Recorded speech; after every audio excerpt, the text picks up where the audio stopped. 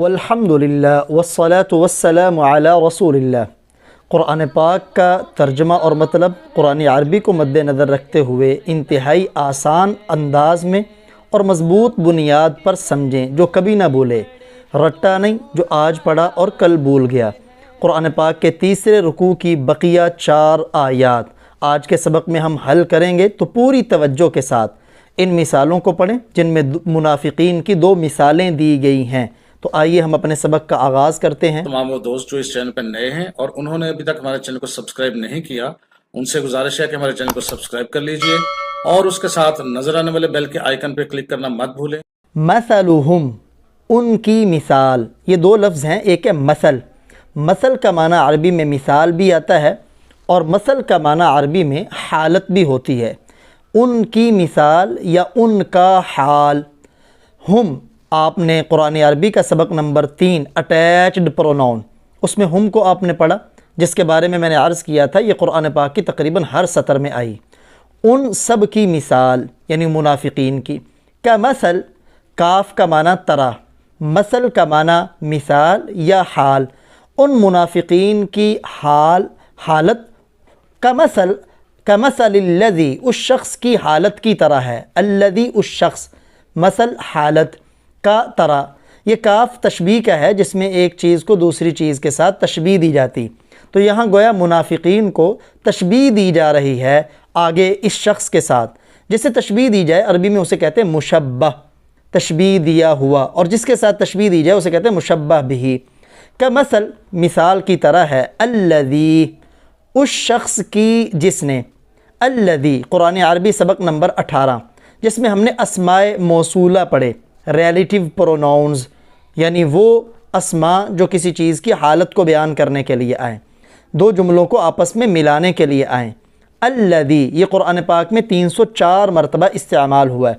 اس شخص کی جس نے استوقد، جلائی، استوقد، یہاں یہ نیا لفظ ہے، اس میں واو قاف دال، یہ روٹ ہے اس کا معنی ہے جلانا، جس نے جلائی، نارا، نار عربی میں آگ کو کہتے ہیں۔ یعنی ان منافقین کی مثال اس شخص کی طرح ہے جس نے آگ جلائی۔ فلما، فا کا معنی میں آپ سے عرض کر چکا ہوں، پس بھی کر سکتے ہیں، پھر بھی، چنانچہ، لہٰذا، جو موقع محل کی مناسب ہو۔ پھر، لما، اس کا معنی جب، پھر جب، اضاءت، روشن کر دیا، اضاءت، یہ آپ کا قرآن عربی کا سبق نمبر 9 جس میں آپ نے فعل ماضی کو پڑھا جو پاسٹ پر اور پرفیکٹ پر دلالت کرتا ہے۔ روشن کر دیا بھی اس کا ترجمہ آپ کر سکتے ہیں، اس کا ترجمہ آپ روشن ہو گیا یہ بھی کر سکتے ہیں۔ ما حولہ، یہ 3 لفظ ہیں، ایک ہے اس میں ما، ایک ہے حول اور ایک ہے ہو۔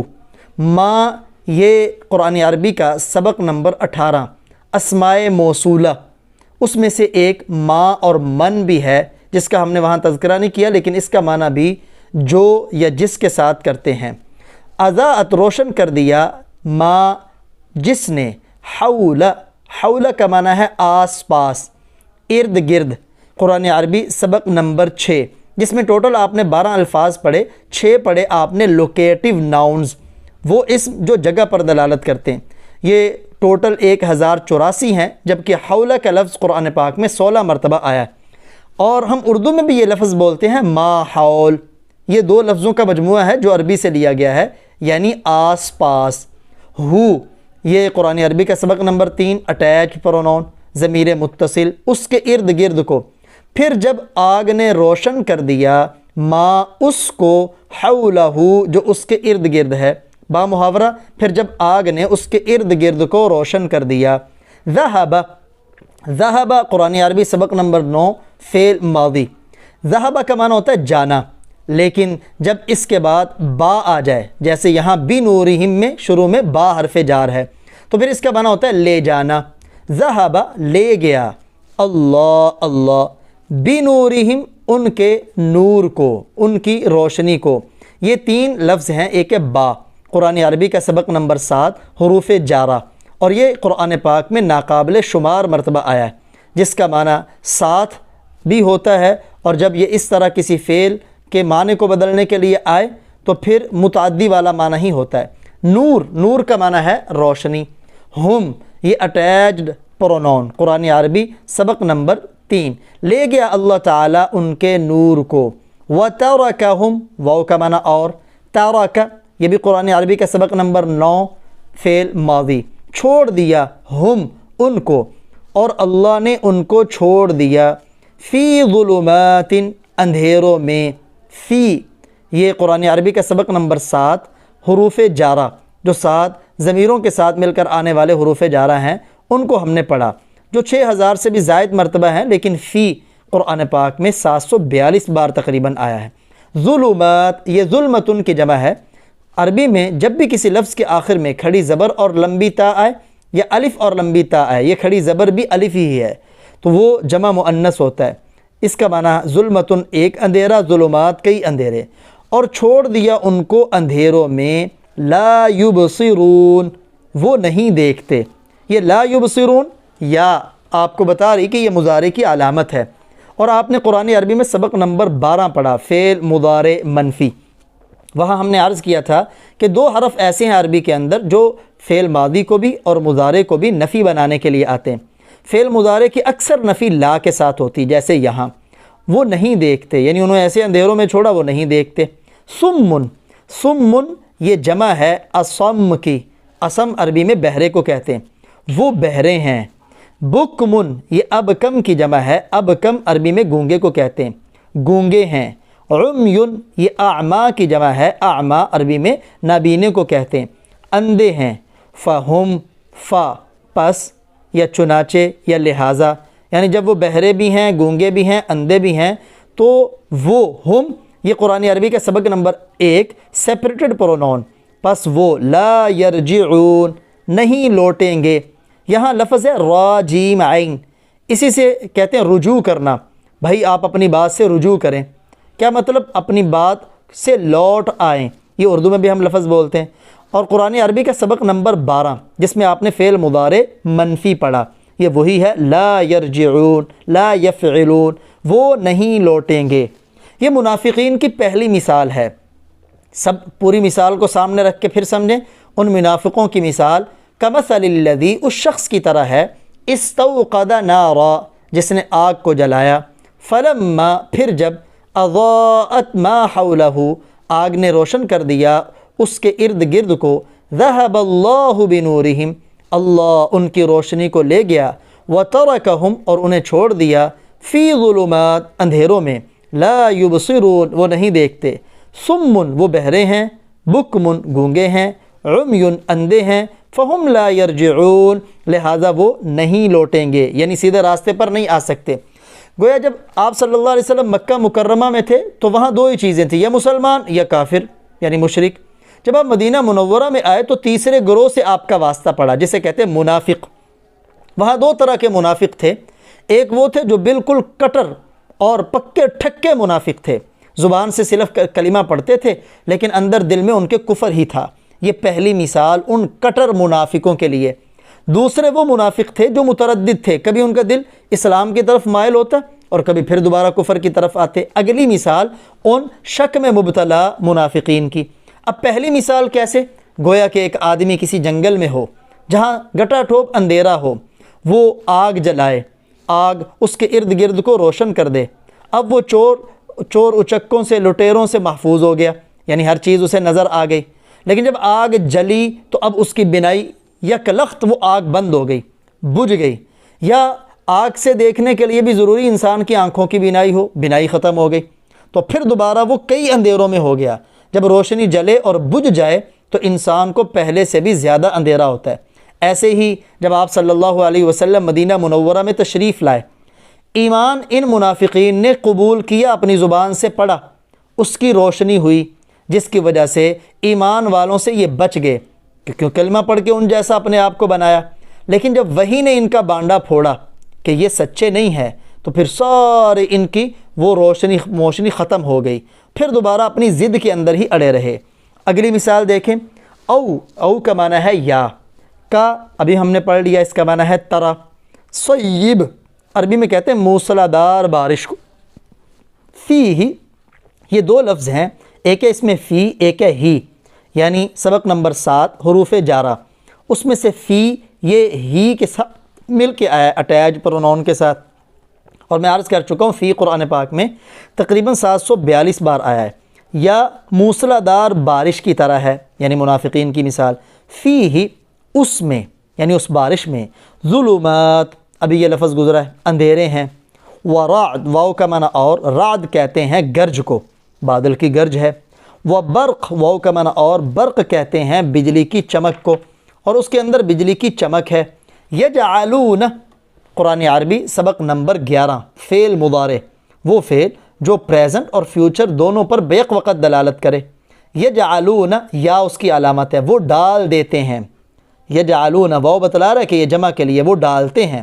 اصابعہم، اصابع یہ بھی دو لفظ ہیں، ایک ہے اصابع ایک ہے ہم۔ اصابع یہ جمع ہے اصبع کی، آپ عربی میں یہ لفظ ایسا ہے جس کو آپ اصبع پڑھیں، اصبع پڑھیں، اصبع پڑھیں، یعنی تینوں طرح پڑھ سکتے ہیں، حمزہ پر زبر ہو، زیر ہو، پیش ہو۔ عربی میں اصبع کہتے ہیں انگلی کو، اصابع یہ اصبع کی جمع ہے انگلیوں کو، ہم اپنی، وہ ڈالتے ہیں اپنی انگلیوں کو۔ فی قرآن عربی سبق نمبر 7 حروف جارہ میں سے 742 بار تقریباً قرآن میں آیا ہے۔ آذان یہ اذن کی جمع ہے، اذن عربی میں کان کو کہتے ہیں، یہ جو ہم اذان دی جاتی ہے نا نماز کے لیے، اسے بھی بعض لوگ آذان بولتے ہیں اور لکھتے ہوئے بھی الف پر مد لکھ دیتے ہیں، یہ غلطی ہے، وہ آذان نہیں ہے، وہ اذان ہے، الف کے اوپر صرف زبر ہے۔ آذان کہیں گے یعنی الف کو کھینچیں گے تو یہ کان اس کا معنی ہے۔ ہم یہ اٹیچ پرونون ہے، وہ ڈالتے ہیں اپنی انگلیاں اپنے کانوں میں، کیوں ڈالتے ہیں؟ من الصواعق، من قرآن عربی سبق نمبر 7 حروف جارہ میں سے، الصواعق یہ صاعقۃ کی جمع ہے، بجلی کی کڑک کو کہتے ہیں، بجلی کے کڑاکوں سے، بجلی کے کڑاکوں، من کا معنی سے، حذر، حذر کا معنی ہے ڈر، موت، موت، موت کے ڈر سے، یعنی یہ ڈالتے ہیں اپنی انگلیوں کو اپنے کانوں سے بجلی کے کڑاکوں سے، موت کے ڈر کی وجہ سے، موت کے ڈر کی وجہ سے کہ کہیں ہمیں موت نہ آ جائے۔ واللہ اور اللہ، محیط احاطہ کرنے والا ہے، گھیرنے والا ہے، بالکافرین کافروں کو۔ یہ با قرآن عربی سبق نمبر 7 حروف جارہ میں سے، کافرین قرآن عربی سبق نمبر 2 تثنیہ جمع بنانے کا طریقہ، تو یہ جمع ہے، دیکھیں آخر میں یا نون ہے اور اس سے پہلے زیر ہے، اللہ کافروں کو گھیرنے والے ہیں۔ یکادو، یکادو، کاد یکادو، ان کو عربی گرامر میں کہتے ہیں افعال مقاربہ، اس کا معنی ہوتا ہے قریب ہے، قریب ہے، کادا ہو تب بھی معنی قریب، یکادو ہو تب بھی معنی قریب۔ البرق بجلی، برق عربی میں بجلی کو کہتے ہیں۔ یخطف یہ قرآن عربی سبق نمبر 11 فعل مضارع، اچک لے، ابصارہم، ابصار بصر کی جمع ہے، آنکھوں کو کہتے ہیں، ہم ان کی، قریب ہے بجلی ان کی آنکھوں کو اچک لے۔ کلما، کلما کا معنی ہے جب بھی یا جب جب، اضاء روشن کرتی ہے، یعنی بجلی ان کے لیے روشنی کرتی ہے، یا بجلی روشن ہوتی ہے، دونوں ترجمے کر سکتے ہیں آپ، جب بھی بجلی روشن ہوتی ہے۔ لہم یہ بھی دو لفظ ہیں، ایک ہے لام ایک ہے ہم، لام قرآن عربی سبق نمبر 7 میں حروف جارہ میں، ہم اٹیچ پرونون، جب بھی روشن ہوتی ہے لہم ان کے لیے، یا جب بھی بجلی روشنی کرتی ہے ان کے لیے۔ مشو، مشو مشی سے ہے، ماشن عربی میں کہتے ہیں چلنے والے کو، وہ چلتے ہیں۔ فیہ یہ بھی دو لفظ ہیں کہ فی ایک ہے ہی، اس بجلی کی چمک میں۔ وَإِذَا واو کا معنی اور، اذا کا معنی جب، اظلم اندھیرا چھا جاتا ہے، علیہم اظلم قرآن عربی سبق نمبر 9 فعل ماضی، لیکن جب اس کے اوپر ازا آتا ہے تو اس کا ترجمہ فعل مضارع والا ہوتا ہے، اور جب اندھیرا چھا جاتا ہے، یہ تا ہے تی ہے، یہ فعل مضارع کے ترجمے میں آتا ہے۔ علیہم یہ بھی دو لفظ ہیں کہ علی ایک ہم، ان پر، قاموا وہ کھڑے ہو جاتے ہیں۔ ولو اور اگر، شاء اللہ اللہ چاہیں، لذهب تو لے جائیں، بسمعہم ذہب کا معنی جانا، لیکن اس کے آگے با آ جائے تو اس کا معنی لے جانا، لے جائے، بسمعہم سمع عربی میں کہتے ہیں کان کو، اور ہم اٹیچ پرونون، لے جائے اللہ ان کے کانوں کو۔ وَأَبْصَارَهُمْ وہ کا معنی اور، ابصار بصر کی جمع ہے، آنکھ کو کہتے ہیں، اور ان کی آنکھوں کو۔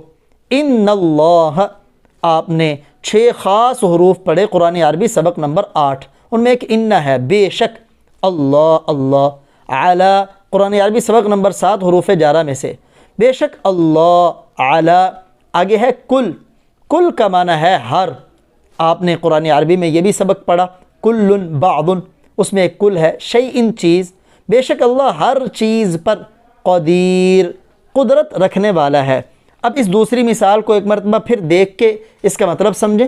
دوسری مثال ہے متردد منافقوں کی، وہ کیا ہے؟ یا منافقوں کی مثال کصیب، موسلادھار بارش کی طرح ہے، فیہ جس میں ظلمات اندھیرے ہیں، ورعد گرج ہے، وبرق چمک ہے، یجعلون وہ ڈال دیتے ہیں، اصابعہم اپنی انگلیوں کو، فی آذانہم اپنے کانوں میں، من الصواعق بجلی کے کڑاکوں سے، حذر الموت موت کے ڈر کی وجہ سے، واللہ اور اللہ احاطہ کرنے والا ہے کافروں کا۔